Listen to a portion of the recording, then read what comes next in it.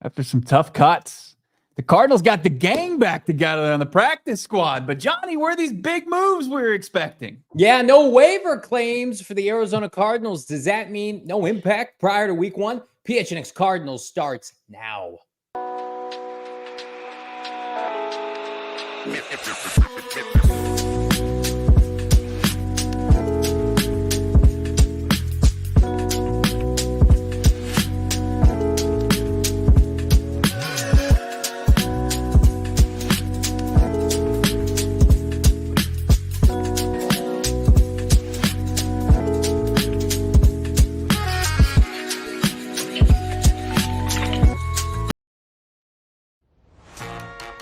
Hey, welcome in. It's the PHNX Cardinals podcast live from Studio K, presented by our friends at Circle K. It's your premier Arizona Cardinal podcast. Like and subscribe. Leave us a 5-star wherever you get your programming. This show, of course, brought to you by our friends at Bet365. Of course, download the Bet365 app today. Use the bonus code PHNX365 when you sign up. Choose your offer and find out why it's never ordinary at Bet365. We have not had an ordinary span of 24 hours on this show. I'm Johnny Venerable. He's my co-host in Studio K. Bo, Brack, Damon, Dawg, producer extraordinaire behind the mic. It is, I think, post-mortem for Cardinal fans here after the initial announcement of the 53-man roster. How are we processing this news? And a little bit of practice squad talk. Yeah, how are we processing it? Well, we processed it live on air yesterday. Johnny and I got with our couples counselor. Damon Dawg was there as well. We were able to find some middle ground. We're back to neutral. We're back on speaking terms, at least for this show. And we're here with our friends. How about Shaft? How about Ozzy? The Dice Kids and Mr. J there. Big Bird 92, Fishbowl Flash, Dee Jess. Always great to see you beautiful people in the chat. Drop a like. Johnny, he's got some his eyes set on a large goal. Let's go. What do we say? Just an easy 350. Let's just get there. Let's just minimum get there right now. That should be I would love for that to be like the baseline of every show we do. You guys have taken care of us each of the last couple shows like you always do. Yeah, let's get minimum 350 here on a football Wednesday here on PHNX Cardinals. And yeah, it was an emotional show yesterday. We're emotional people. This is a safe space for Cardinal fans. And here's the beauty of it. I was being a sicko. I was looking at the comments last night. We're getting DMs, right? We're enthralled within this community. I have it no other way, frankly. And I would say, every comment I would see about give the Cardinals time, I'd see something on the flip side. And it would say, where's the sense of urgency? Johnny's right. Bo's right. Johnny's wrong. And so I hope that gives everybody a sense of no matter your thought process, you are neither wrong or right when you come in here, as long as you're here to talk ball respectfully with your boys each and every day. So we're excited about this today because, again, while I would say not all of our questions are answered, certainly, at least for me, the practice squad, little morsel of hope as it relates to some of the guys they were able to bring back. And for that, kudos to Monti Ossenfort. I think you're seeing... I think you're seeing across the league that teams value their guys. Like there isn't a whole lot of, getting away from the players that they've had really in place from this offseason throughout camp to training camp to preseason play. And you're seeing most teams, as they do, they value their guys that have been in their system. And then there's some poverty franchises like the Panthers that are just they're scraping the bottom of the barrel, trying to retweak a secondary. How many players did the Panthers claim today? Like 8? It was quite a bit, and they had that number 1 waiver claim. So they're like, well, shit, we crapped away our ability to take the number 1 pick this year. But man, are we going to take advantage of our number 1 waiver claim priority? So they did that. But the Arizona Cardinals, as of right now, as these lights coming on and these mics cracking, have not placed a claim on anybody on the waiver. No QB2 has entered the room yet. Doesn't mean they won't. Although I do think, and we're going to talk about Desmond Ridder here in a second. We're anxious for pass rush help. I'm anxious for pass rush help, but I do think that with each passing day, it's tougher and tougher at a quarterback. Like there was already an argument to be made 24, 48 hours ago. Like, how are you going to onboard that person when Kyler Murray is getting all the first team reps? And now it's like we're in the middle of the week. And I love it, like 10 days away from the Cardinals traveling to Buffalo. Like, and I get it. You can bring a quarterback in and slow play this, but like, I'm preparing myself right now, unless something changes tonight or tomorrow morning, for Clayton Tune to be QB2 at Buffalo. Like, I just don't think you have enough time to realistically get somebody else in-house, whether it's a Tyler Huntley or whomever, or Bailey Zappi, who signed with another practice squad, to come in and be poised to help out. So, if Kyler Murray, God forbid, were to go down in Buffalo, Clayton Tune is coming off the bench, in my opinion, right now. Like, I don't know how that changes unless somebody just becomes available and it's Dobbs 2.0. And granted, he was the starter, that can just come in and blow this coaching staff away, where they feel comfortable thrusting him into the starting lineup. Yeah, and there's the Cleveland Browns, and it's a team that we've identified as a potential spot to upgrade or bring in maybe just a different skill set at the backup quarterback position, and another competition for Clayton Tune. But you're right, and as much as it brings joy into my heart to think of football, Cardinals football, 10 days away, it's also, okay, it's that close, and time for preparing really anybody at any position to come in, off the streets and into this organization and think that they can make an impact day one. It's becoming further and further from reality. So we'll see. I think Cleveland is one of those teams that they kept 4 quarterbacks. Pretty strange maneuver. It's becoming clear that they like Jameis Winston, the guy that they thought out after in the offseason and brought in for $4 million to be the backup quarterback to Deshaun Watson. And then they also like DTR, where it's just showing, okay, the odd man out of the room is Tyler Huntley. And is there any interest in the Arizona Cardinals? But there was interest for the Arizona Cardinals to bring back Desmond Ridder in the form of the practice squad. So you're looking at it as much as, you saw the cuts and you thought it was a parting of the ways. It was, no, we're just going to reshuffle things a little bit, and he's going to remain in the organization.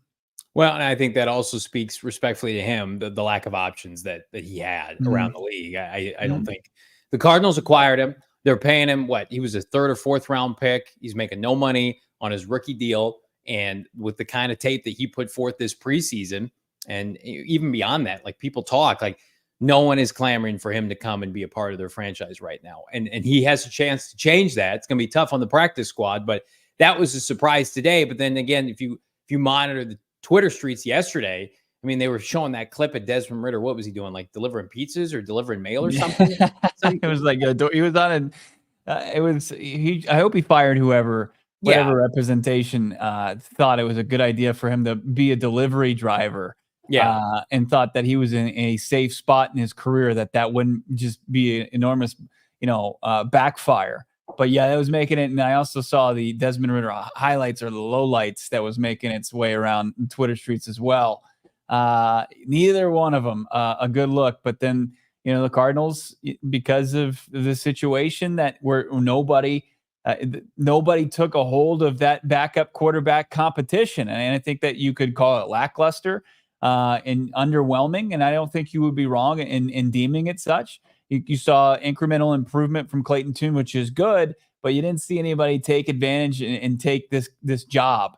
And it remains an open competition. According to Jonathan Gannon, like, Clayton Tune is QB2 right now, but you got a guy that stays, on this team in the form of the practice squad, and go out there and beat you out in practice, in Desmond Ridder.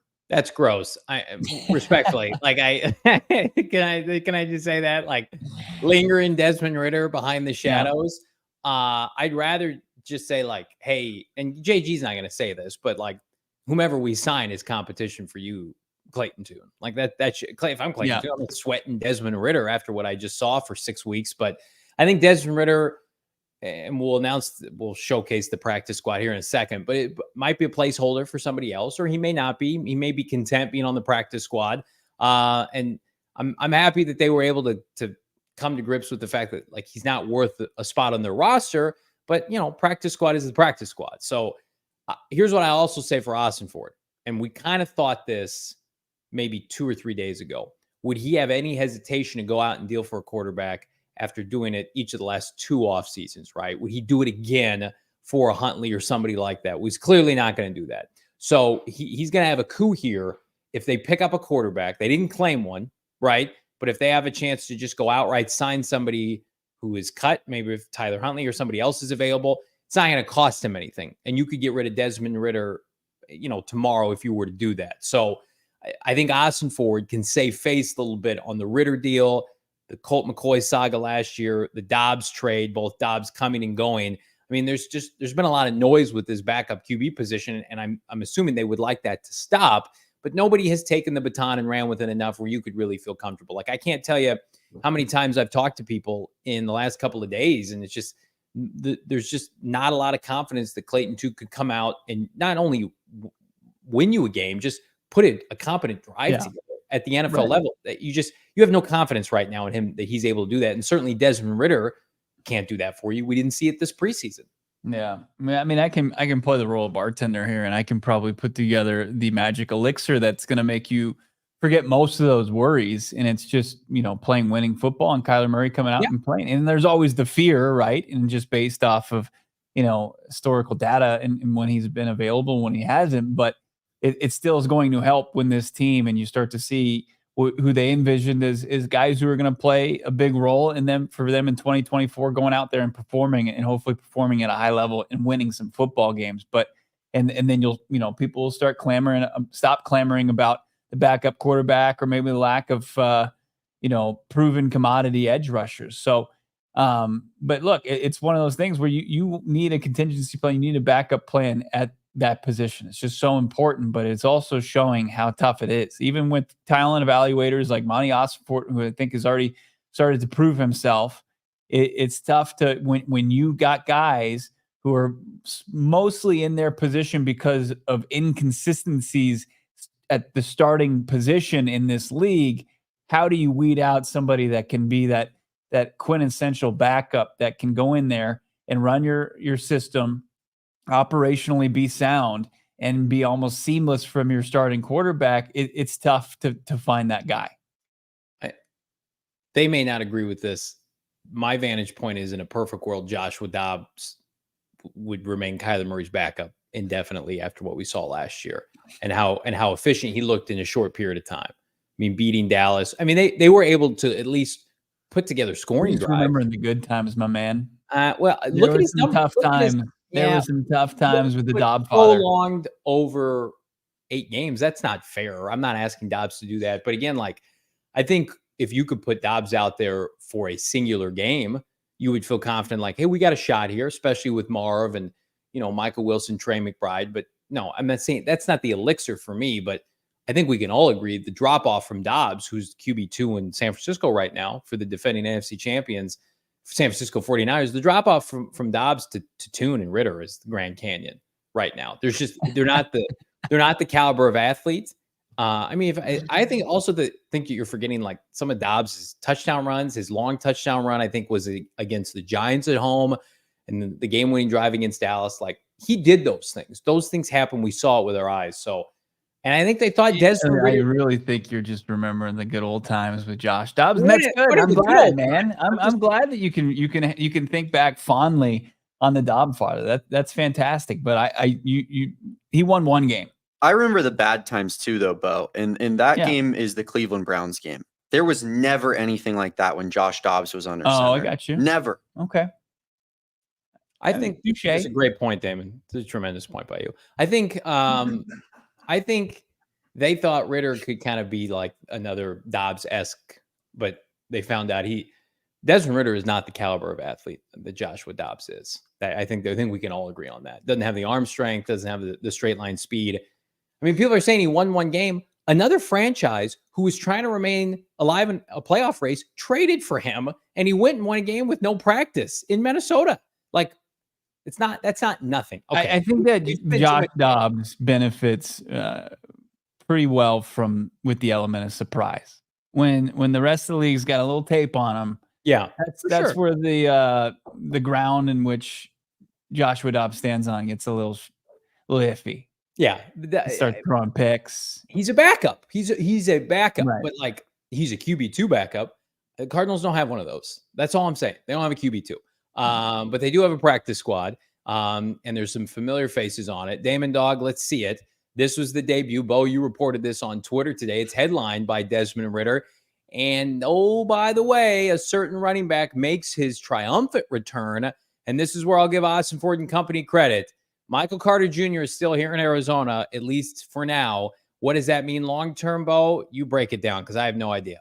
Yeah, I mean, look, I mean, he's going to be on the practice squad. He's going to be, part of this team with the ability to be elevated on Sundays a couple times this season within, NFL rules. And, I think he continues to keep the pressure on that room that was so talented and made, decision making tough on Ossenfort and Gannon. But he brings that skill set that we also saw on display in the end of last season. So I think if there's a matchup that they like, I think Michael Carter could find his way, or, if an injury happens, Michael Carter could be that guy. So I think it was maybe Walter Mitchell on Twitter that pointed out early on, maybe the heavy price tag that could be a turn off for somebody like Carter to the rest of the league. That's maybe why he's still and had a tough time finding a job. And also, what I said a couple minutes ago, like some of these teams, if they had a running back, I'm sure they were all making tough decisions as far as their RB room, because there's so many talented guys. And that's the whole issue with running backs also trying to get paid, which is a big issue there. So wide receivers, you see it. Bachelia continues to make his be a part of this organization, up and down from the practice squad, a guy that continues to show up each and every day for work and help get this team prepared to play each and every Sunday. But, whether or not he's a part of it or not, Dan Chisnia, Johnny's guy, Dan, he's back on the practice squad. I know you're, prayers answered right there, right? With Dan. Yeah. I mean, you're being a smart ass. Here's what I'll say about this group. This group is, people want me to be positive 100%. This is dramatically better than last year. Like, most of these players would be on the Cardinals active 53. So if we're going by that, Cardinals are in much better spot. Now, yeah. It doesn't save this pass rush, which I feel like is still among the league worst. But I mean, Chesney is an NFL player. Michael Carter's an NFL player. Desmond Ridder, at least in the past, is an NFL player. Ben Stille, defensive lineman. How often was he on the active roster last year? Yeah. Seemingly every Sunday. Marquise Hayes, big fan of him, right? We've got the tight end, Skokovitz, good player, has a role. Jaden Davis, a rookie. They've got some new draft picks mixed in here. And then Chris Barnes, who played really good football for this team last year. So this is not a throwaway practice squad. I couldn't tell you what this group looked like last year because, frankly, at times their 53-man roster looked practice squad-esque. Yeah. So if we're using this as a barometer, this is significantly better. Most of these guys have legitimate NFL starting or backup special teams experience. They're going to help the Cardinals throughout the course of this year. It's a good practice squad. Yeah, for sure. It's now it's an extension of the 53-man roster, and I think you can get, where last year it was tough to fill out 53. Now you're filling out comfortably, maybe to 60, where you're like, okay, we got guys that if there's injuries, we can add to the game day roster, and it not just be a horrible, unsightly liability. Yeah, and we saw that. I mean, give credit where credit's due, where Gannon and company were able to win 3 of their final 8, almost 4 of their final 8, with so many moving parts. I mean, the Cardinals just had a sheer necessity. It was like musical chairs, specifically on the defensive side of the ball. So, I know JG talked about today with you and the rest of the Arizona media, kind of the musical chairs with this roster. And frankly, that the 53-man roster is not set yet. And I think he alluded to maybe some more moves coming. Now, I don't know if that was in relation to, that was before practice. I don't know if that was in relation to the announcement of the practice squad, but do you feel like that this is a precursor for more before, like, let's say next week? It felt like it. I mean, we talked to Gannon before practice. Okay. We talked to JG before, it revealed itself who was going to be on this practice squad, right? And there's things they can say, and probably we're still ironing out the details as far as contracts for all these guys and getting them locked and loaded. We're trying to avoid anybody coming in and taking away guys that they wanted to keep in the building. So, you do it with that as part of the, the assignment, which makes things tougher. But Gannon's like opening message statement was the roster, the dust hasn't settled on the Cardinals roster, and don't, get too, I guess, comfortable with the players that you're looking at right now until Monday of next week. I think he's got an idea. So is that kind of hinting at some moves coming? I mean, the only person that was outside this organization that came into the organization today was via the practice squad, and it's Julian Okwara, who was with Philadelphia this preseason, and had 9 career sacks in 4 seasons for the Detroit Lions. So I'm sure Dave Sears had some intel on him.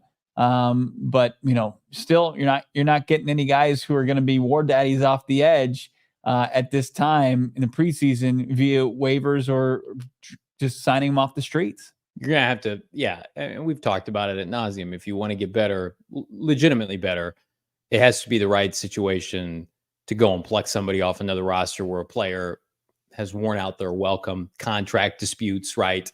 Issues with the front office, issues with the coaching staff. And again, perhaps that's on the horizon, or perhaps JG was alluding to the fact that, hey, Michael Carter's back. See, guys, he's on the practice field. We're good. Let's hear from JG on the 53-man roster today. Obviously, a lot of work last couple days here of getting to the initial 53 in practice squad. I would tell you guys the dust has not settled. I always say truthfully, so the times I don't say truthfully, you think I'm lying, but truthfully, the dust has not settled. The better indication of the 53-man roster and the practice squad will be on Monday. On Monday. There you go, from the man himself. Do you think he feels comfortable? You think he's comfortable with this group? Yeah, I do. Okay. I do. You don't. You clearly don't. I that's an interesting nugget where, I know he was probably using that as a little bit of a defense or a placeholder for the bombardment of questions that were coming. But for him to come out and say, like, this is going to change before Monday, there's a good chance. Like, what does that mean? And you have to understand, Gannon does not mess with the 53-man roster. He doesn't acquire players. He doesn't tell Ossenfort what to do. But I think there's a sense right now from the head coach of the Arizona Cardinals that the general manager, and part of me just might be naive, and I want to believe this, is out there trying to make the team better for week 1 against the Buffalo Bills. My big issue after yesterday's fallout was the moves that were made or lack thereof, and then as an extension today, minimal to no waiver claims, that the Cardinals were very content with the status quo. And I just feel like Ojulari's now absence, Darius Robinson's absence, I don't know if there's a luxury to do that. And so hearing Gannon, and it could not be the pass rush, could be QB2, could be an offensive lineman, could be a corner. But for me, hearing that from the head coach himself, that he's got confidence, that I think he has confidence in his general manager to go out and help this team before Monday. What that looks like, I don't know. Yeah, I think that there's a part of this that's, let's wait, let's see what we learn about this group. There's been a heavy investment as far as, what they've done in the last 2 drafts and even beyond that with first and second year players and what kind of leap they can make. And like, I know a lot of people are going to look at it and be as skeptical as any, and deservedly so. But I think that they want to see organizationally what they've got, and if they need to adjust on the fly, because the difference between right now and maybe a couple weeks in the season could tell you which direction you should go and how you should invest your assets. Yeah. To me, it comes down to, I see a lot of people talking about timeline. Ossenfort could have a timeline. Jonathan Gannon's timeline is week 1, trying to field the best team possible to get a W in Buffalo, because this is beating a dead horse here. No one's going to want to hear about timeline when the season starts. People are going to look at this team in this division, in this conference, and say, well, there's an opportunity here if things break right. Well, sometimes you have to help yourself to break things in the right direction. And again, I find it funny. It's kind of become a trendy topic not going to say from our show, but just in general in this media market over the last 24 hours where, we talk about Kyler Murray and his timeline and the Cardinals and their timeline. And is this roster ready to compete? Could this roster have been fortified stronger this offseason, right? I think there's some second guessing maybe going on, or some, hey, maybe I would have pivoted here, and the Ritter deal didn't work out. I mean, you're always going to have that, especially post draft, but there's still time to put together I think a little bit more of a viable 53 ahead of Buffalo, because Buffalo to me is still it's a very beatable Buffalo team. We're going to talk to Brian Balding here in a little bit. And this is not the Buffalo Bills that were, 30 seconds or whatever it was away from beating 13. Kansas City. Yeah, 13 seconds en route to I think this is a shell of what they used to be, and they are primed to be upset, but not with this pass rush right now, in my opinion. Yeah. Well, I mean, we did talk to Jonathan Gannon today about the pass rush and where he feels. It was asked point blank, how is he comfortable with this pass rush? And this was his answer. I'm comfortable. Yeah, I am. I mean, I know, you guys might not be comfortable, but that's okay. That's your opinion. Let's hear that again. Actually. Oh, we're going to play again. I'm comfortable. Yeah, I am. I mean, I know, Johnny Venerable might not be comfortable, but that's okay. That's your opinion. I feel like that video might be doctored. I don't know. No, in no way was that video doctored or dubbed or anything. He called you right out. He said, Johnny, I know you're not comfortable, but I'm fine with it. And then he did, in all seriousness, went on to say that it's going to come down to the coaching staff to put these guys in place to be successful. I mean, here's your edge rush group right now, as it stands right now on your active roster. I know you don't want to hear that, Johnny Venerable, but it's Zaven Collins, it's Dennis Gardeck, it's Xavier Thomas. Yeah, thank you, Jesse Lucchetta and Victor Dumakage.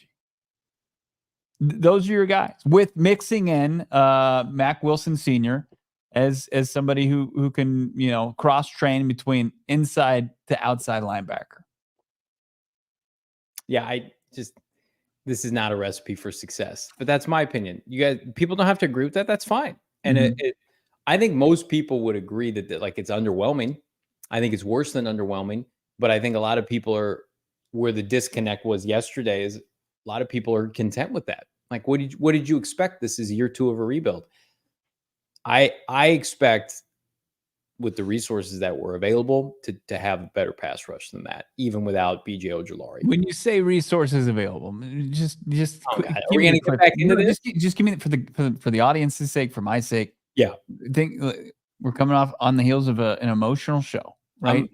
I'm emotionally spent right now. Give me the cliff notes of where the ability was to improve at edge. I think with $35 million burning a hole in your pocket, and you were poised, I don't know if anybody's ventured to overthecap.com. Cardinals are going to have top 5 cap space next offseason. And if you ask anybody, it's impossible to spend in a single offseason. You don't want to do that. You don't want to be known as that franchise. But you had cap space that you opted to give to a return running back that I think a lot of people would argue that was a mistake. And you've got how many resources via the NFL draft, maneuvering up, maneuvering back. Yeah.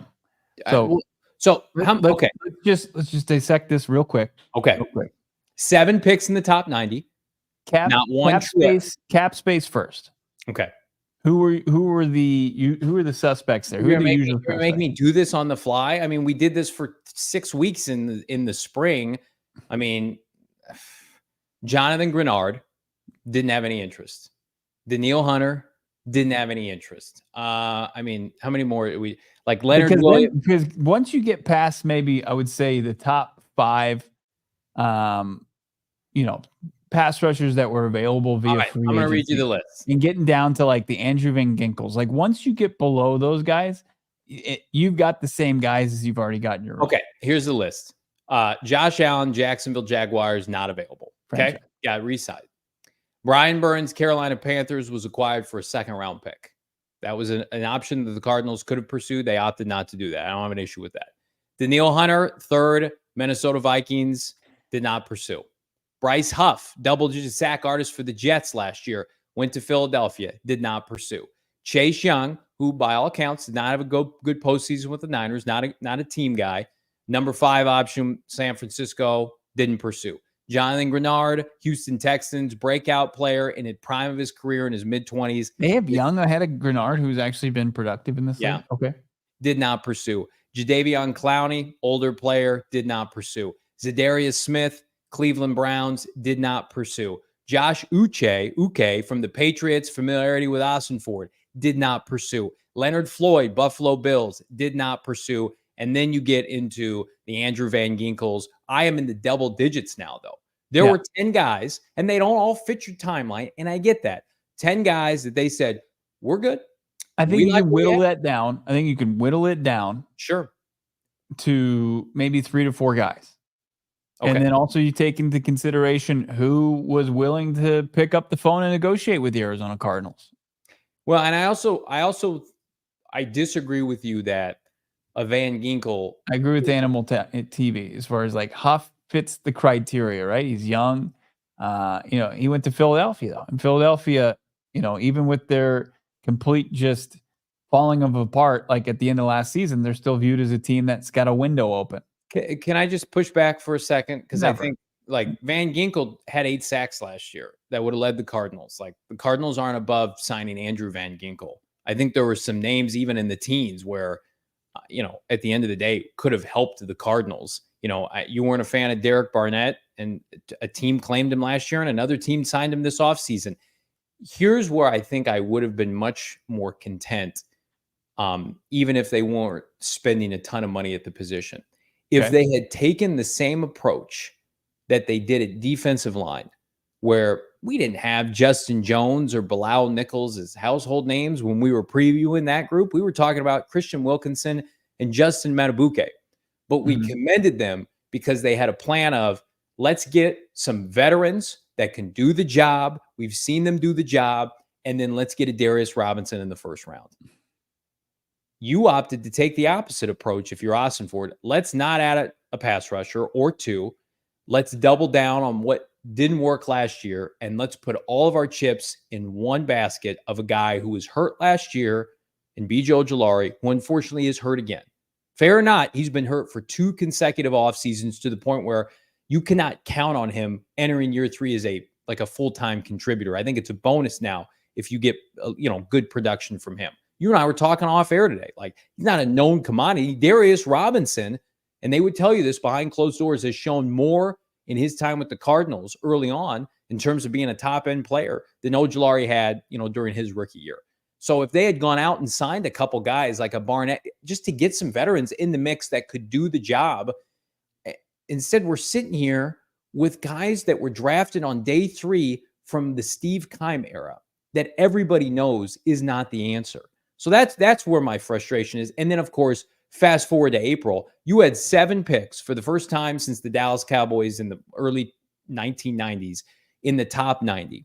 And you took a blocking tight end and multiple corners, and that's fine. Team build the way you want. But now we're sitting here.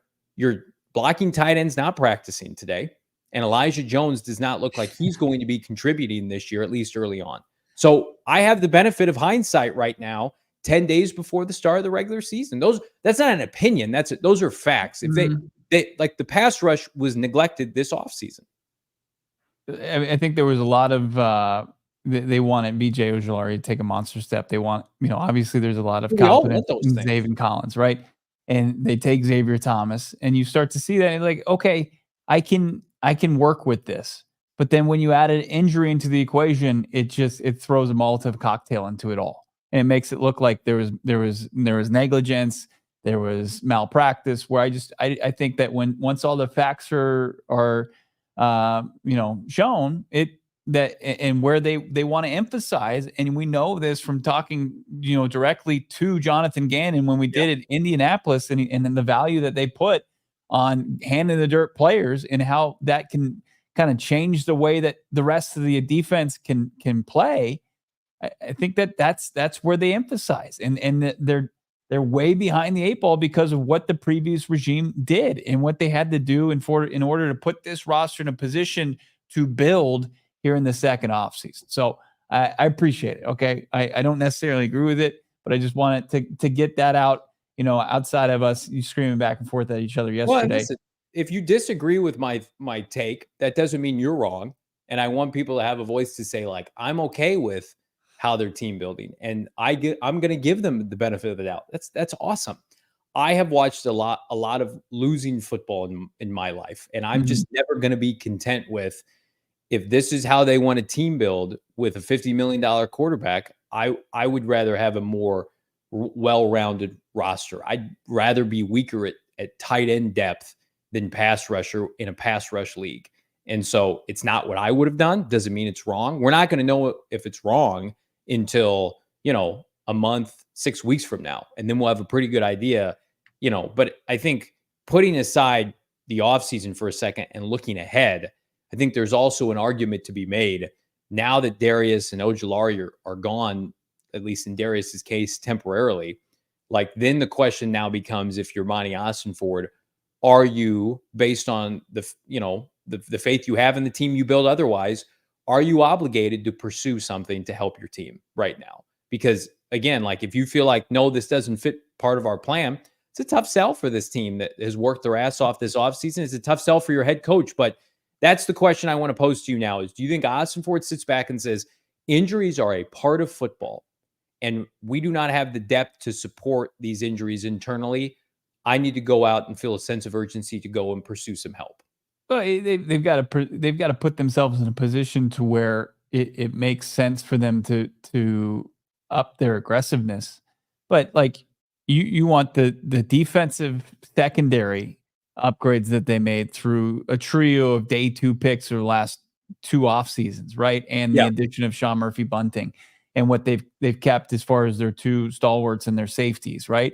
And then, can you maybe rack up some coverage sacks that you didn't get last season because of it? Because if you had a 6th rounder and an undrafted guy starting and playing heavy snaps at the outside corner, and then you've got, can your upgraded defensive line that you sank, $50 million in cap money into Bilal Nichols and Justin Jones, can they, take up, put a hat on hat? Can they open up some pass rush lanes for these edge rushers?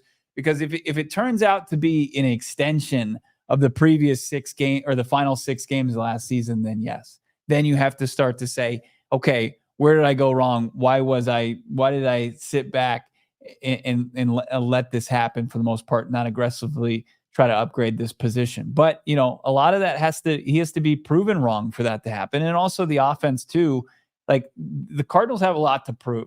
Like, here's where I think, like, as far as year 2 in the rebuild, like, the expectations, like, to win, obviously you don't have as long a leash as you do in year 1, where, you're not going to be judged on how many games you win. And they absolutely weren't.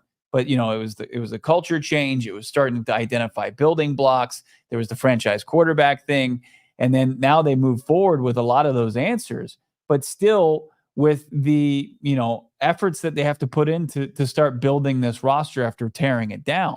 And, you're not able to address every single position because it felt like there was holes at every single spot.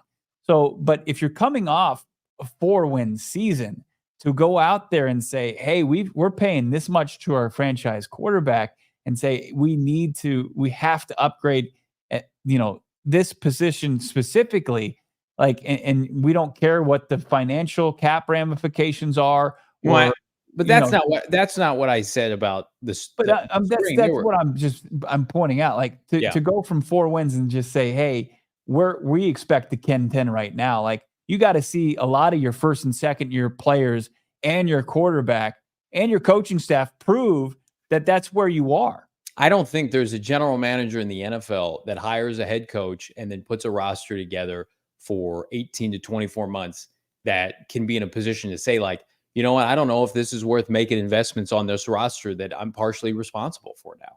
Like, you should have confidence after bringing in double-digit rookie classes and 2 free agency pools to say, I know what this team is. Shit, I built this team.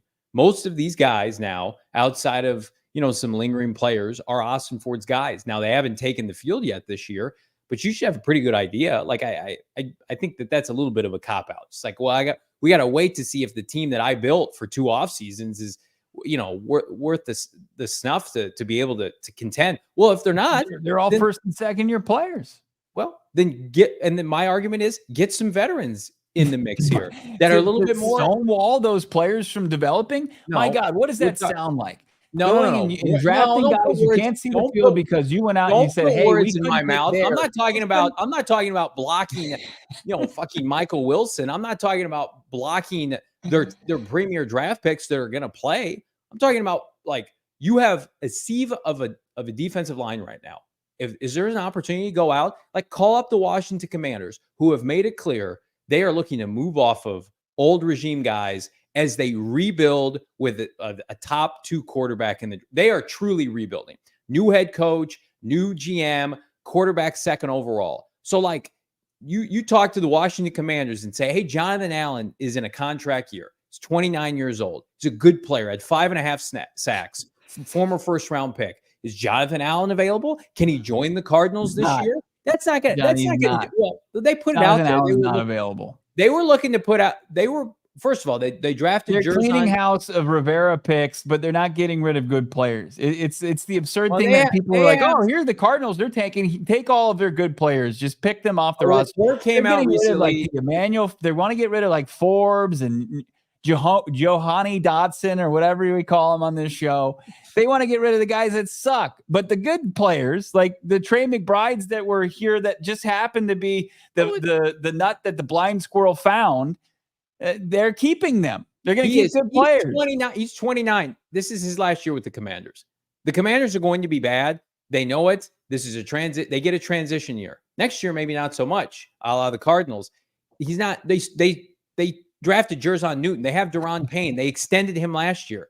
They're not. Jonathan Allen is not part of their future. That's all I'm saying. Like, you don't have to go and do that. But those are the kind of inquiries, number one, that are not going to bankrupt you. You're not giving up premium picks for him. You'd have to take on a little bit of money this year. He's a free agent off your books in the spring. All I'm saying is I think Cardinal fans that are in my camp would like to see a little creativity. Going and dating the same wrong guy over and over again. Why? You just said they're not giving Jonathan Allen away. Well, is he the wrong guy? Because I don't think so. It's the same. It's the definition of insanity. It's like, hey, like we're going to rebuild. We're going to draft and develop. That's what we're doing. We're going to be completely transparent. That's what we're doing. And they draft and they develop. They have 9 picks, 12 picks. They pick up guys and add first-year players. Now going into the second season, they're developing them. And then like after the fan base is like, thank you. Finally, somebody doing it right. And then they show like just any signs of like progress. And they're like, okay, I need this. I need it to be more than like, I know like you don't know how much we've experienced and endured as far as losing. So, hey, can you just get away from the plan just for a second and go back to the old ways and bring somebody in and give up some assets and just do something, Steve Keim, please, to make them feel a little bit better. You're going on the extreme of Steve Keim, who could not draft for shit and that would mortgage the future and trade first-round picks for Hollywood Brown. There's a middle ground between Monti Ossenfort, who by and large, through 2 draft classes, we think is pretty good at his job. And then also, hey, where you have some blind spots right now and the team is ready to compete, could you maybe, I don't know, supplement a pick or two, supplement a player or two, not build through free agency and have Ben Neiman start over Zaven Collins at inside linebacker. That's not what I'm saying. What I'm saying is the Cardinals front 7 right now is in desperate need of talent infusion. And part of that is because of injury. This team is poised to compete this year. They could very well win 9 or 10 games. They need a little bit of a push. And if there's an opportunity to go get a player that maybe is in a contract year, like we just mentioned, out of Washington, in Jonathan Allen or Haason Reddick or Matthew Judon or whomever, that can come in and give this team a spark on third down, that is not crumbling the foundation of this rebuild. And you can do this as a one-off and say, okay, guys, that was a special circumstance. We're going to go back to the way we had planned on doing it. But then you better cover your ass in the spring to make sure you're not in this position again, where you're putting all your eggs in one basket of a singular player that wasn't healthy last year. That's all I'm saying. I think there's a everybody's saying Keim Johnny in the chat. Like I know Monti Ossenfort isn't Steve Keim. I thank the football gods every day for that. But I also feel like this team has an opportunity to do a pretty awesome thing this year, but there's a glaring weakness. Could they explore upgrading it? I don't think there's anything wrong with saying that. And go ahead. Here's what I'll say is if they beat Washington to go 2-2, 3-1, and the offense has been balling, and Kyler Murray looks like 2021 Kyler Murray, and they're like, and you're just like, they're so like one pressure guy, one decent defensive front seven guy, really making some noise. Then they should do it. But as we stand right now, where we don't know, there's a lot of unknowns and a lot of new additions to this team. Yeah, I think that you have to see it through despite the injuries. There's no reason to go and make a knee-jerk reaction trade and give up assets and commit future cap dollars to do anything different. Respectfully, what are you losing by blocking the development of Victor Dimukeje and Dennis Gardeck? It's more like, I mean that with all due no, respect, but as far as what I was talking, talking, what I think they envision, like a Zaven Collins, BJ Ojulari, Xavier Thomas, and then the rest are just guys that are going to play snaps for him in a rotation. I don't think it helps his development for him to have to be the best edge rusher on the team right now from the get-go. Like, I think each group needs to be looked at in a vacuum, and the edge rusher group is simply just needs reinforcements.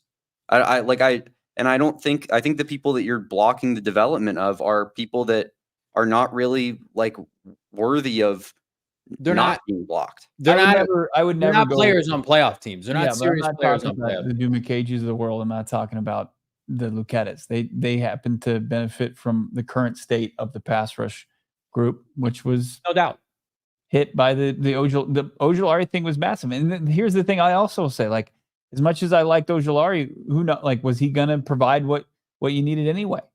Can I also say we had the head coach tell us to our face at the combine that he's not playing any player more than 60% of the snaps anyway. So like anybody you bring in, it's just a chess piece.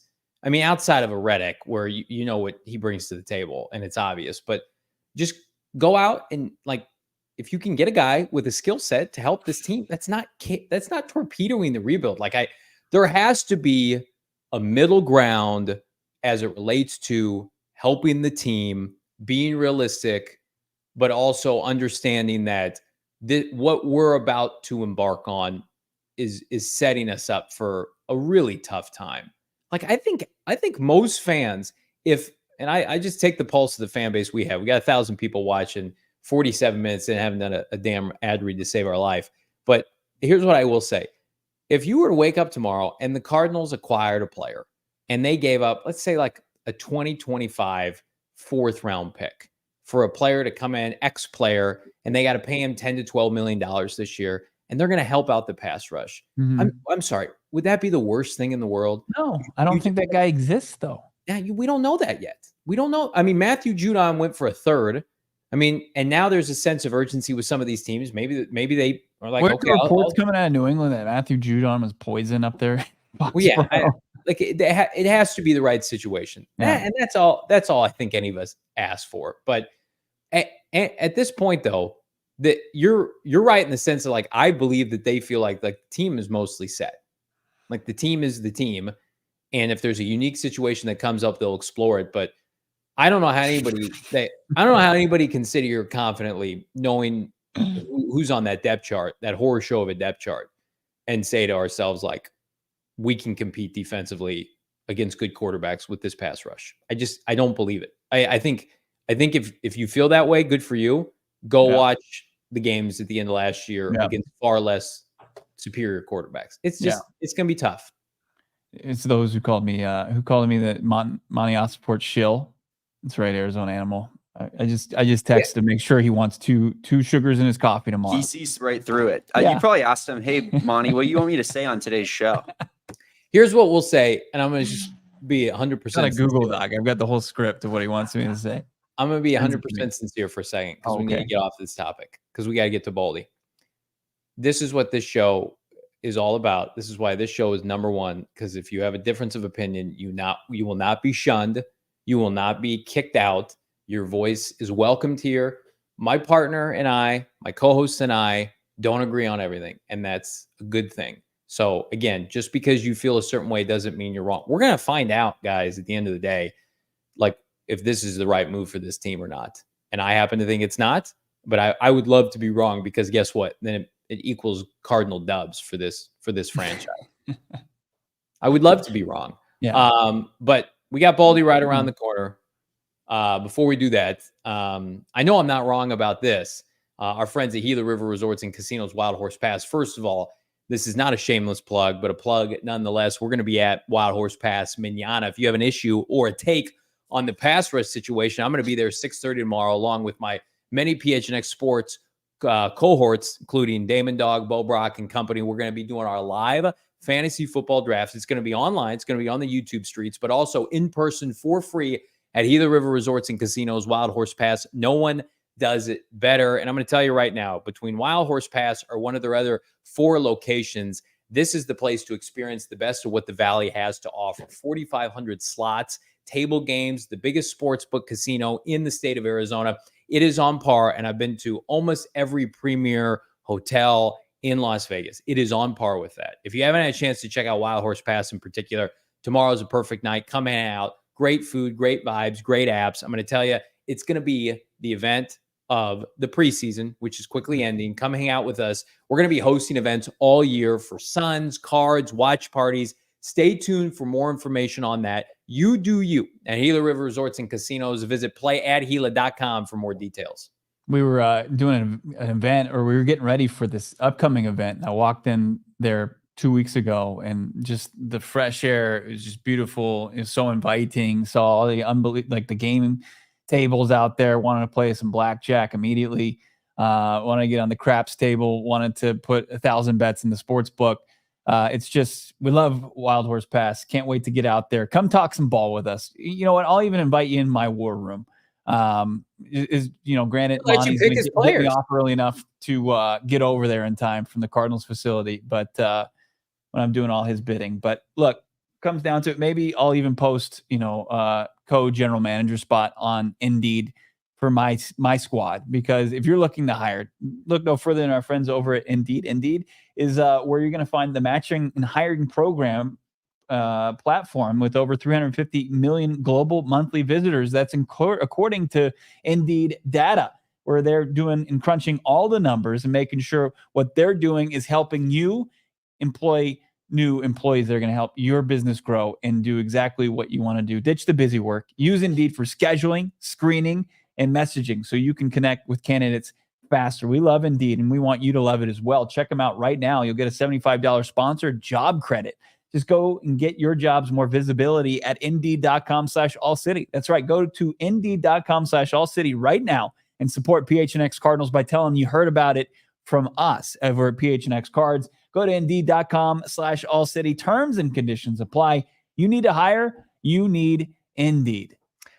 You also need to shop the number 18 collection right now. Again, a lot of people are asking about the state of my jersey. Fortunately, it was canceled. I was since refunded by NFL Europe as I attempted to secure a number 18 Marvin Harrison Jr. jersey for myself, selfishly, and then obviously for the betterment of the people. And it is not searchable anymore online. So we're still working through that. But I can tell you where you can find the hottest collection of number 18 gear. PHNXlocker.com. Shop the number 18 collection right now. Maserati Marvin Harrison Jr. is, we're a big fan of his. So how about an MHJ t-shirt? 1 + 18 = 6. Little math for you. This collection can be yours, and you can get any of these t-shirts right now for free by becoming a diehard. Go PHNX.com. 20% off after you become a diehard on all future orders, so you're saving money. Perfect time right now. I bet if you make an order today, get your shirt roughly right around the start of the season. Rep it, hopefully, at State Farm Stadium, certainly for week 2 against the LA Rams. Now is the time. Load up on the number 18 collection today. Officially in the rearview mirror, and the Arizona Cardinals' initial 53-man roster is set. That practice squad nearly set. We bring on our guy Brian Baldinger, of course, NFL Network, your all-city NFL analyst, joins Johnny and myself. We're excited to break down some more of these performances throughout the preseason. But Baldy, what do you remember most, maybe from your playing days, about this time of year? Well, I was a free agent that made it with the Dallas Cowboys, back in 1982, and we had 125 rookies that went to camp that year, 110 free agents, 15 drafted players. It was a 12-round draft back then. And I was one of 6 that made it out of 125.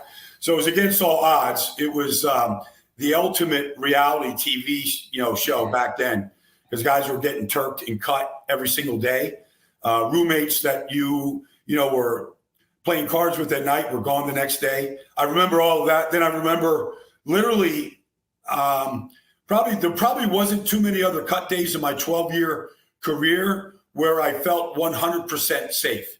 Like, I always felt like it was an uphill thing. You always had to prove yourself.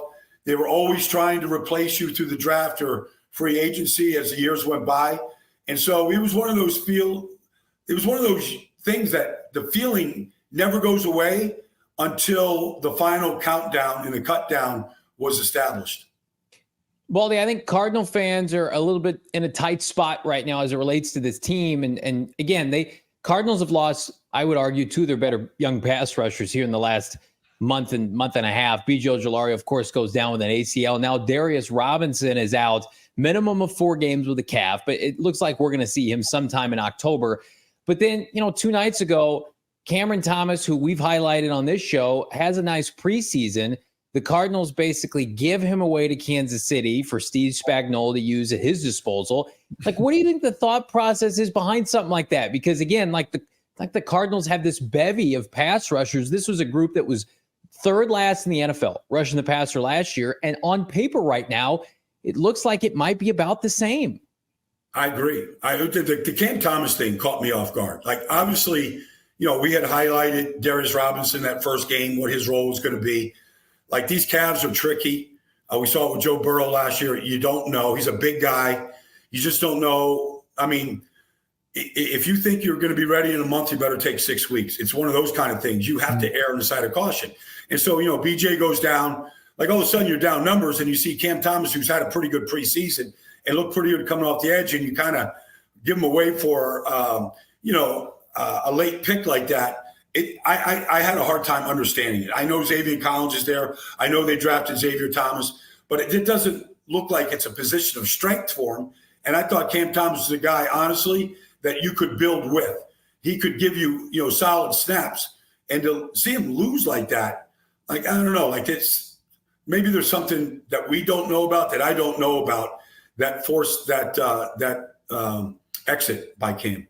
Yeah, it's a strange looking room, and you mentioned it, Xavier Collins, Dennis Gardeck, Xavier Thomas, Victor Dumakagi, Jesse Luketa. For now, how can they, especially going into week 1 against the Buffalo Bills team and a quarterback that's already tough to get down onto the turf, how can they generate enough pressure to get off the field on 3rd down?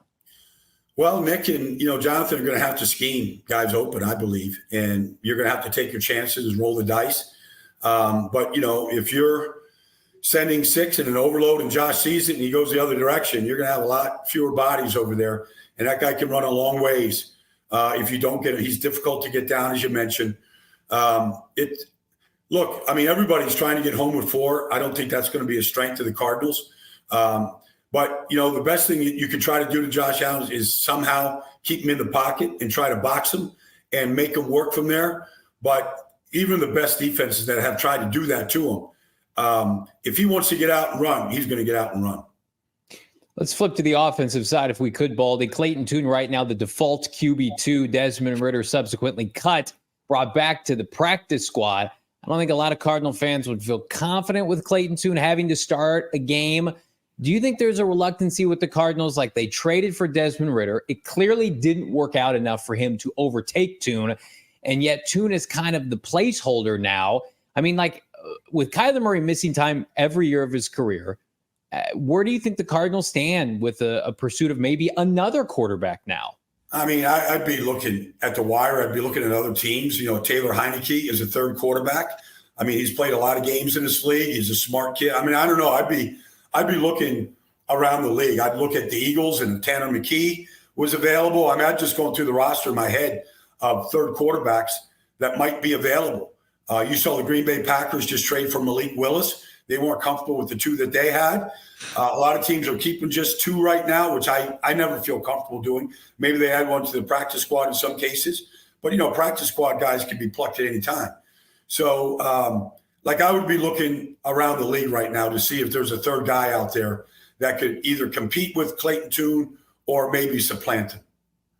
You know, it's a unique preseason. None of the starters really played for this Cardinals team, especially on offense. No Kyler. We saw 3 snaps from Marvin Harrison Jr., no Michael Wilson, no Trey McBride, no starting offensive line. For that group, and with the pressure kind of coming onto them with the defense that might be undermanned, is it putting too much on the shoulders of this offense to have to come out and score a ton of points just to maybe be competitive? Well, I'm not a fan of what they did. I mean, honestly, I looked at these other programs that are playing. I mean, it's either play them or don't play them. There's 2 different camps. The Rams didn't play their starters. Eagles didn't play their starters. I get it. But a lot of teams did play their guys. And I just think you're sharper if you've been through, and I never would call any of these things dress rehearsals. Dress rehearsals is what you do on Broadway. You don't do that in the NFL. I never liked that term, but I do think that you need, you know, to build your timing and to feel the flow of adrenaline and all those things that happen game day to get that sort of going. But regardless, they're going to have to click. I mean, we've got to see Kyler and, Marvin. We got to see those guys get after it. We got to see the tight end pick up where he left off last year. We got to see the running game click. I think Buffalo is a good defense. I don't think they're a great defense, but they are a zone team. They're difficult to get the ball deep and over their heads. They just don't allow it. You got to earn what you get against that defense. And so, look, most of those players have been there for 4, 5, 6 years in Buffalo. I know they got some young linebackers, but most of them have been there a while now. And so they're very disciplined about how they go about their business. Taron Johnson is a great nickel, as good as there is in this league. He's a blitzer. His tackling ability is exquisite. It's a challenge. It's a challenge against that defense. Baldy, I certainly don't speak for every Cardinal fan, but I do think it's interesting right now, entering year 2 with Jonathan Gannon, Monti Ossenfort. I think they've done a commendable job building this roster back up to respectability. You know, with that being said, you got a $50 million quarterback, and I think a lot of people feel like the Cardinals might be 1 to 2 tweaks away from really competing and making the postseason here with the offensive infrastructure that they have. You know, how do you balance that? Because I'm of the mindset, like, nothing's guaranteed in this league. And if you come into seasons thinking, hey, we're rebuilding, we've got ultimate cachet, and we're going to be fine, suddenly you could be entering a year 3 scenario with much more questions than answers, in my opinion. Well, I mean, you start in your own division. And so, there's nobody that doesn't have the Cardinals 4th in this division. But you start by competing in your own division. Last year, Denver finally beat Patrick Mahomes in Denver after not beating them 6 straight years in a row. You have to eventually start winning games in your division. When they went to the playoffs 2 years ago, they beat the Rams. They ran the ball down their throats. That was with Aaron Donald. So at some point, you have to start making up ground in your division, and you have to win division games. That's where it starts.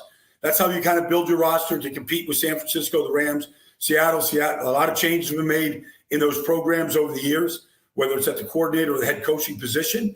But that's where it starts.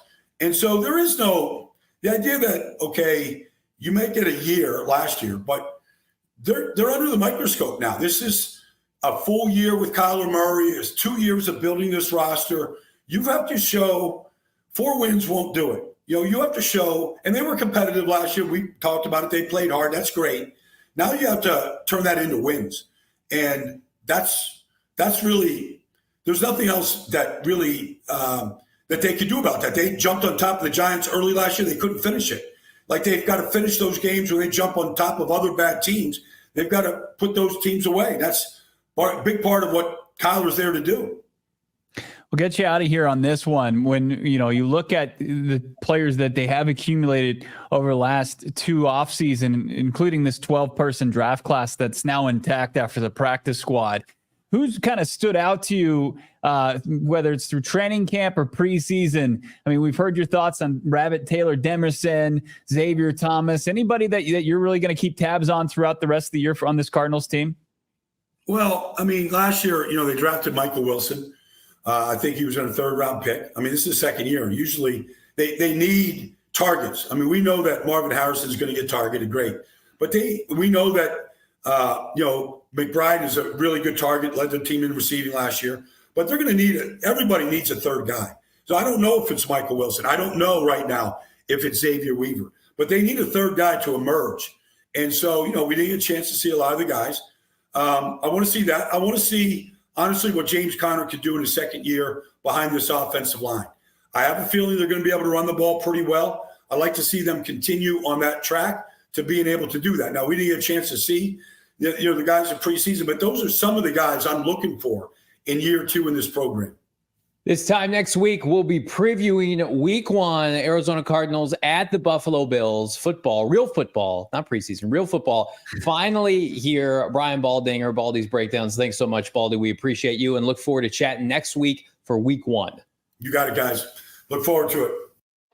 Nobody better than our guy, Brian Baldinger. And I would say wholeheartedly that he agreed with most everything I said during that interview.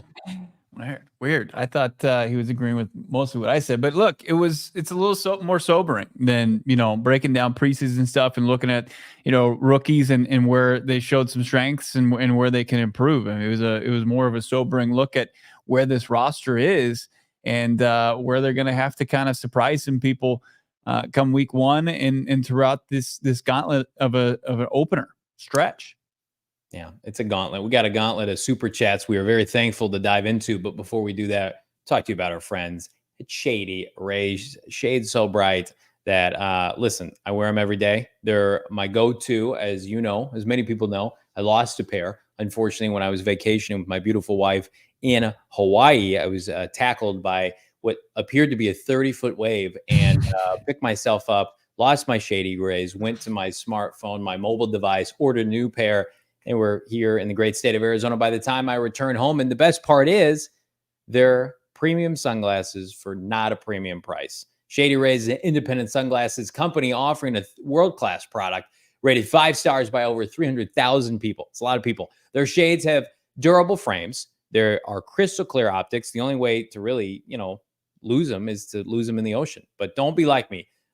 Pick up a pair. And the best part about them is, if you don't like the pair you get, if you order them, you put them on your face, they don't vibe with you, maybe you want to pivot, send them back for free within 30 days, return worry-free, no matter what it is. There's no risk when you shop with Shady Rays. Their team always has your back. Exclusive for our listeners, we've got your back too, saving you money on a product that already, in my opinion, is a great price. Shady Rays is giving out their best deal of the season. Head to shadyrays.com, use the bonus code PHNX, 35% off Bo and Damon to get polarized sunglasses. Try yourself. The shades rated 5 stars by over 300,000 people. Again, they are flipping fantastic. And I love when I check out Shady Rays. I do it frequently. And they've got, like our friends at Game Time, flash deals. They're like, hey, Johnny, we're clearancing these out. You want these sunglasses? They're $15. I've built out a pretty sizable collection of Shady Rays. I wouldn't have it any other way. It's the only pair of sunglasses I will ever wear again. Bonus code PHNX, shadyrays.com. It's terrifying to think that we almost lost you that day. Really would have been sad. Part of the chat would not be sad. Let's be real. Well, they need to realize that you are the lifeline, the blood of this show, right? You're the heartbeat of this show. Wow, that's such a nice thing. That's like, Damon, that might be the nicest thing he's ever said to me. How about that? That was really sweet. Yeah, it was. Sweetheart. Yeah. Wow. He just thought you needed that. I also think you need to get down to Sanderson Ford. I think you need to go down, see our guy Ron, talk to him about getting yourself in a brand new Ford. Great idea. Maybe a Mustang, maybe I don't know, an F-150. I feel like I would be a kick-ass Mustang guy. Yeah. Well, you gotta get down there, talk to one of their great salespeople who are gonna get into that no hassle, no pressure, no nonsense sales approach. So they're just going to talk about the great inventory that they have of Ford vehicles, and they're going to tell you about the payoff sale where they're teaming up the Arizona Diamondbacks, where you can get in with 4 tickets to Chase Field plus yourself into a great vehicle and giving yourself big payoffs like 0% financing. Just added huge Labor Day sell-a-thon rebates up to $3,400. All offers expire on September 3rd, 2024. Finance offers for 36 months OAC through Ford Motor Credit up to $3,400 in rebates for the Ford F-150 XLT, which I got to test drive. It is a beautiful vehicle. You got to check it out for yourself. Go see Ron. Go see the entire sales staff and go check out into 0% for 36 months OAC from Ford Credit. See dealer for details. Labor Day sell-a-thon. Family, it's one of our favorite holidays, the sell-a-thon. Merv asking the questions people want answers to. Can Shady Rays infect rush the passer? That's a great question. That is an excellent question. We've got 1,100 people watching the show. If you're on Twitter, jump on over YouTube, smash the like, jump in the comments here. We want to see everybody here on the YouTube. Calmer, more inviting waters than 30-foot waves crashing down on you over here in the YouTube. That's street. right. That's right.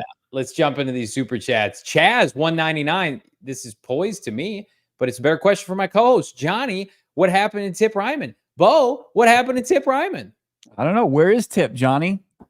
I haven't seen it. Somebody said I saw him in the bathroom earlier. Yeah. I did not. Well, you better get retrace your steps and have good alibi if Tip Ryman continues to be missing. But it was not at practice today. But when we talked to JG, he is pre-practice. So the next time we'll get to ask him where their 3rd round pick out of Illinois is and was, that will be tomorrow morning. So we'll give you an update on Tip. Plex Z 199 Buffalo alum, Colorado Buffs, Cards fan. I knew Xavier Weaver was him. A bright spot of this week. And I know I've been guilty of being negative, more negative than I'd like to be. Xavier Weaver is a great story, and I think absolutely Bowie's got staying power on this roster. Yeah, and I asked Jonathan Gannon, what he could do to extend his stay, maybe beyond Zay Jones coming back from his suspension, and he'd said just stay on his path. Michael Wilson, he echoed that. Like, if he just keeps doing what he's doing, he's going to have an NFL career, a long one. So pretty good things being said about former Buffs wide receiver and guy that's going to be playing on 4th downs in the punt return, and a guy that could maybe, be used as a deep threat for the Cardinals on offense. So good question. Scott 499 got my popcorn and Polar Pop, hopefully from our friends at Circle K, ready to listen to JV speak facts about this pass rush.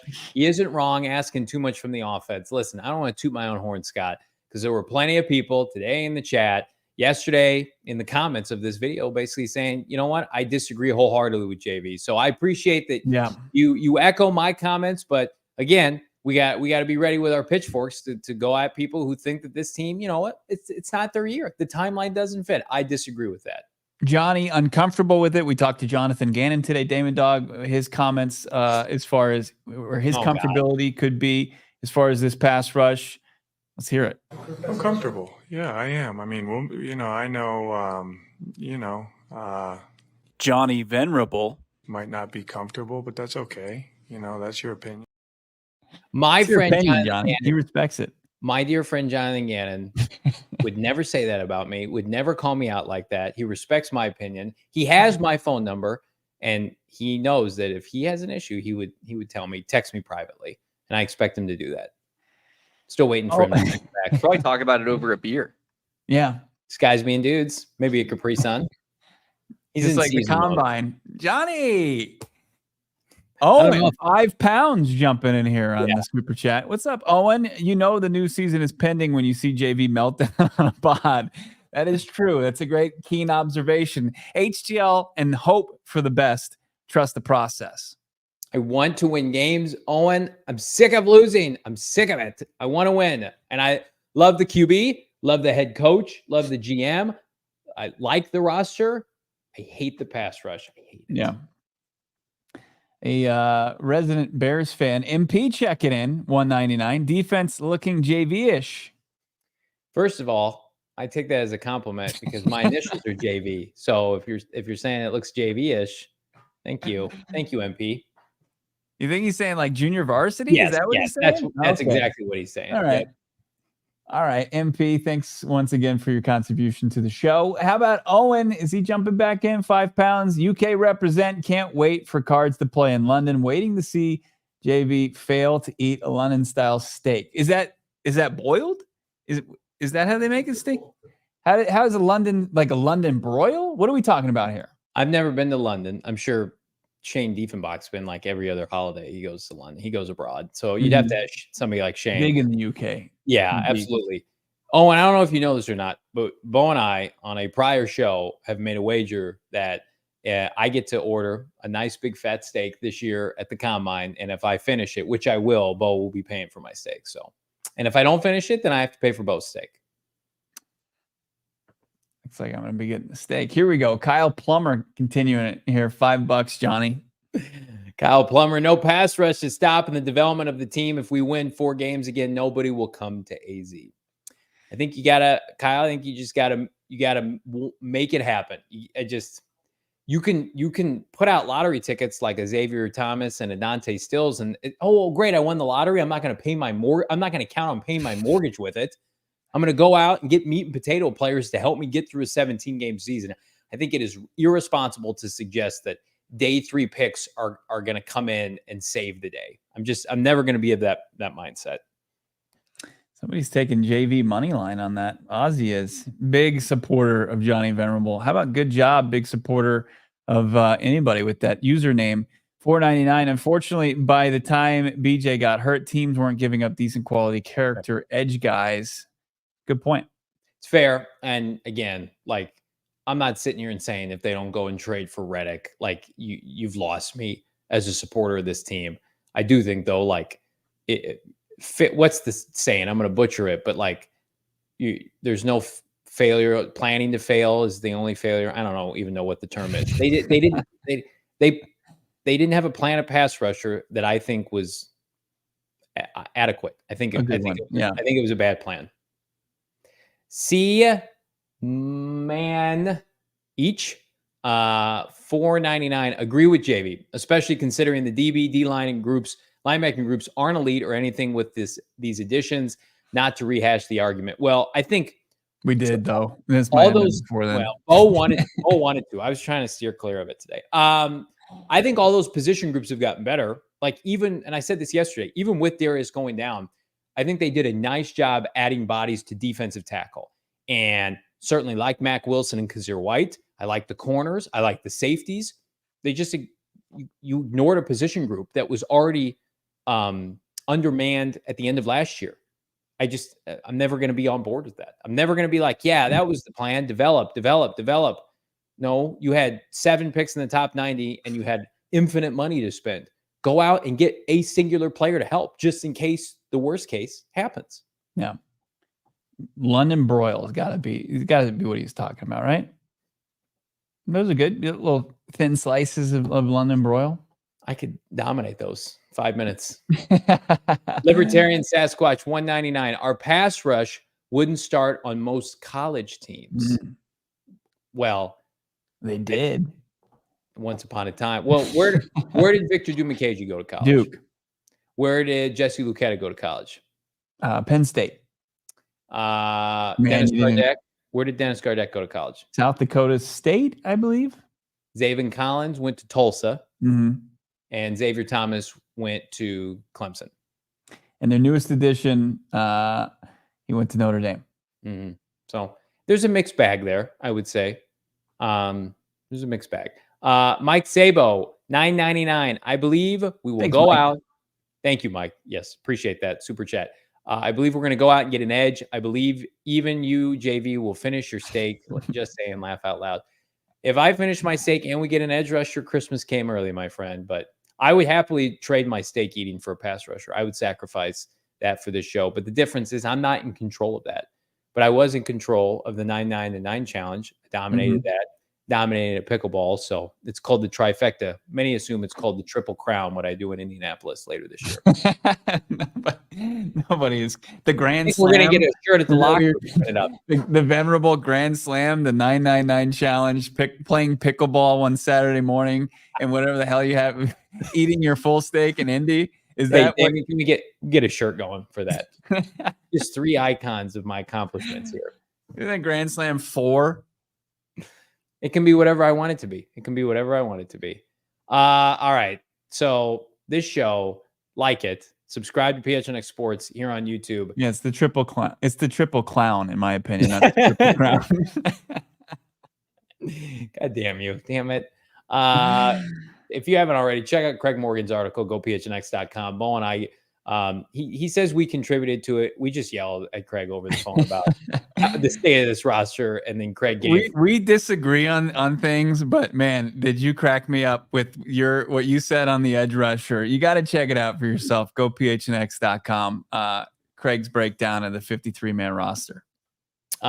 We are on standby, of course, as we always are. Any emergency podcast coming down the pipeline here. Another super chat coming in. Yanks was giving me a tough time yesterday. How about this one? Flying in $4.99 from New York City for the Monday night game. Y'all doing anything live around then? Yanks, we absolutely will have something planned. 100%. We will let you know, my friend. I would say, there will probably be a tailgate of some kind that we can all come and hang out at. Absolutely. Some kind. Yeah, absolutely. And you're going to have a good chance to come away with some great stuff, win some prizes while attending our tailgate. So you don't want to miss out on any of that. But of course, you got to be following PHNX Sports on Twitter, Instagram, as well as PHNX_Cardinals. Twitter and Instagram, following Damon, Dawg, Johnny, Venerable, myself. We'll save this one table for tomorrow. Nobody's giving the Cardinals a chance to win week 1, except for one brave soul. And we'll tell you who that is. You probably already know it, but we'll get into it tomorrow. But other than that, Johnny, anything else? Damon? Yep. Like and subscribe. Get us to 500 likes here for the 3rd consecutive show. It helps immensely, guys. And again, there's a move. We will be here to cover it and we're back tomorrow on a Thursday. For Bo, Brack, Damon, Dawg, I'm Johnny Venerable. Thanks, everybody. Take care. We all silly like the mayor.